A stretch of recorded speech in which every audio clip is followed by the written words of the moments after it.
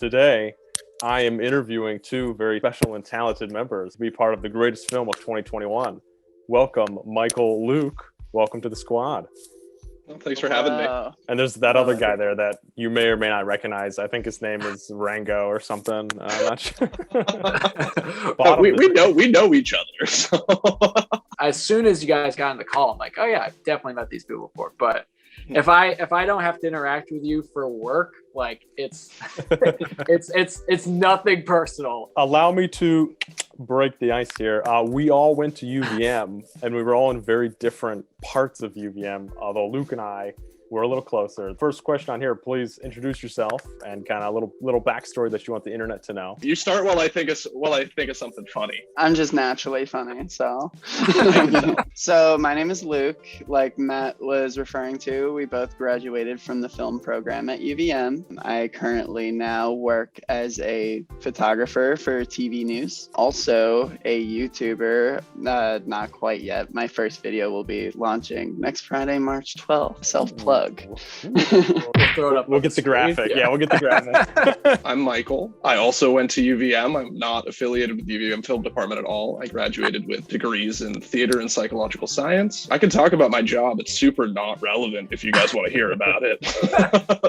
Pitch it to me. Make it relevant. This is an interview, Michael. Like you have to. I need applicable skills. See, I work at a group home with teenagers. We function primarily under the neurosequential therapeutics model. It's big on addressing trauma. And yeah, I don't want to talk about that. My very interested in adaptation, and particularly how we can kind of like bring stories that we know already and like paint them in a new and refreshing light, which I think like the Wendigo story it's filled with that, you know. It's like, I don't know, talk about like American like mythology, like that's the big name. Everybody knows what the Wendigo is. I've tried writing, I'm god awful at it, so don't ask me to write anything. Super excited to have you both. Raphael, to fill in some connective tissue for you. Luke obviously was in my film program. We worked together on a couple phenomenal projects. I'll try to throw a clip in there. And Michael was in my improv crew. I feel like I know what the clip is gonna be. You're not gonna make it. Oh! Get up! Oh! Oh! Hey! Stop! Get out of the way! Ah! Ah! No! I have some very advanced questions for you. What has brought you to this project? Luke, am I going first or are you going first? I probably should designate. You can rock, paper, scissors for it. All right, I'll allow it. All right, here we go. Rock, paper, scissors. Scissors, shoot. Okay. Oh wait, did you do scissors first? I'd also do, how do we? Yeah, okay. Here we go. Rock, paper, scissors, shoot. I love Zoom so much. Well, I joined this project. I mean, I've seen firsthand kind of like Matt's both creative ability to come up with something through like our time in improv together. And then I've also seen his ability to like execute something very well and thorough. And so that was like a big motivation for me just wanting to jump on this at all. Also, you know, we're coming off a pandemic. Creative opportunities are really low. I feel a lot of people are kind of like scrambling to get their like feet back in the water. That was a very nice way of saying you had no other creative outlets to choose from. It's totally fair though. I mean, that's kind of what brought us to actually make something so ambitious. Is we've had a ton of time inside. We've had a ton of time to do nothing. How long has this been in the works? We've definitely talked about making a movie for a while, but the structure and the story came together relatively within the last three to 4 months. I think I am a very big fan of sci-fi horror and X-Files and things like that, so I pushed a little bit for it to be more on the darker side also. So I don't know if you two know this, but Raphael and I, we went to high school together. He was a grade above me.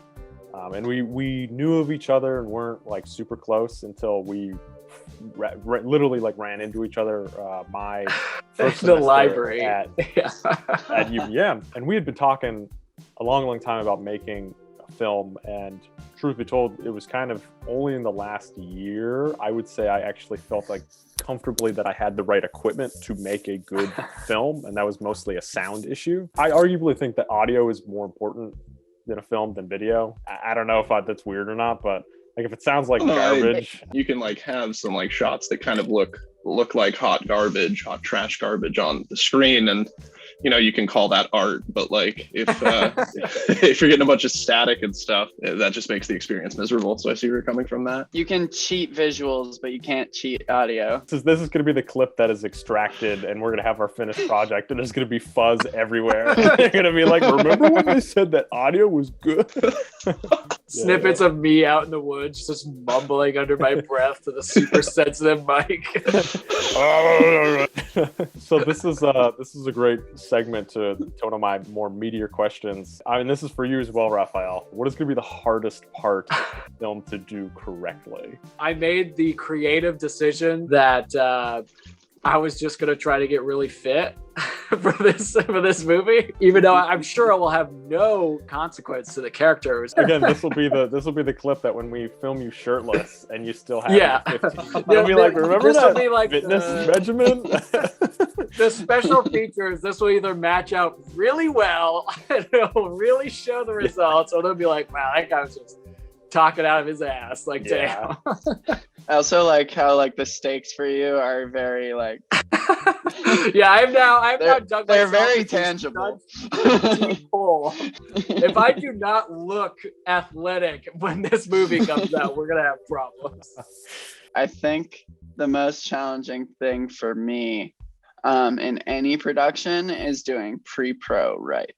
It's a bad habit to rush through the pre-pro and get to hitting record because we're digital now. We're not using precious film that we have limited supply. I guess like my answer to the biggest challenge question is like, I'm concerned about getting everyone in the right place at the right time to do what needs to be done. I think that logistically there's going to be a lot of hurdles. Logistics. Yeah, that is a universal concern amongst us as well. There's definitely questionable choices because that's my mode of operation. But the reason I'm kind of making a vlog series up and to the point is to hold accountability to me. Logistics, I'm purposely planning as small of a crew for each actual shot as possible, and I'm making use of the huge leeway we have to really nail down pre-production. Part of this is not only just making a film and honing my own skills and entertainment, but it's also really trying to build a community of people that I've really lost connection with over not just through college, but even beyond. One of the opportunities to do that is once the first draft of the script is done, it's fair game for anybody to grab a copy and edit it, essentially. But I want to do the same thing with shot lists, send people templates and have everybody kind of, how would you cinematography it sort of thing. And then if we get all these different shots, by the time filming comes around, you show up, the shot list has been done for months, and you can just, in a weekend, you can get maybe a couple scenes shot. That's a solid plan. Personally, my worst fear of this film is, I don't know if you noticed in any of my work ever, but lighting just doesn't make sense to me. Like, I'm a horrible I constantly struggle. It's hard. We're doing scenes in the dark. So because even if you have a shot list, if you get there and you just can't make it work with lighting, I mean, you can be out there for hours. And clearly Absolutely. I know how lighting works as I sit directly underneath a light for this video so that there's this nice shiny spot on my phone. Matt's talked about that previously, getting a film community together, and people who, part of this was, we really wanted to make a film, but it's also, we have a lot of other ideas brewing in the pot. When you have the people that show up, when you have people who are committed to it and are willing to do it, those are the people that especially are going to have in the network for future things. My goal is to transition into acting. I did it earlier on. I made a lot of tiny little projects with people growing up. I really miss the kind of creativity of acting. I think coming out of quarantine, there's not a better time to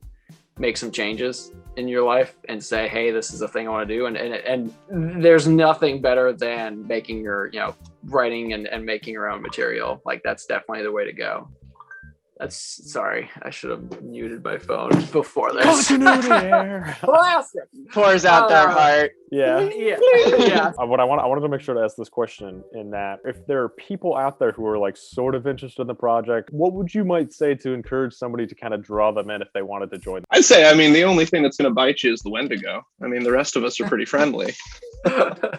You've outlined this entire process, and it sounds incredibly collaborative. And so if there's anyone out there who has something to offer, who has something to share, or just wants to like do something creative, like, no judgment, we're here, we're gonna make something spooky, and I want you to be a part of it. Come join our spook, guys.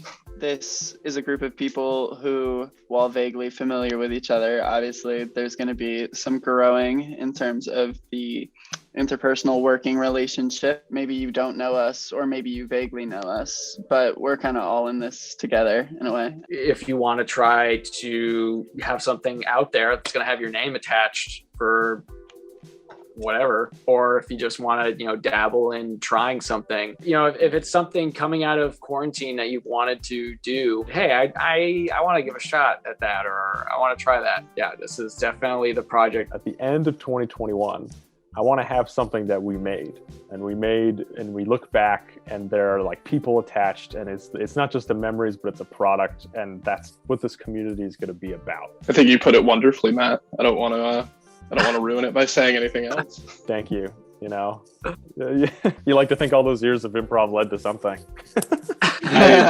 Thank you everybody for watching along as well. Another update will be out shortly, and until then, enjoy the rest of the content.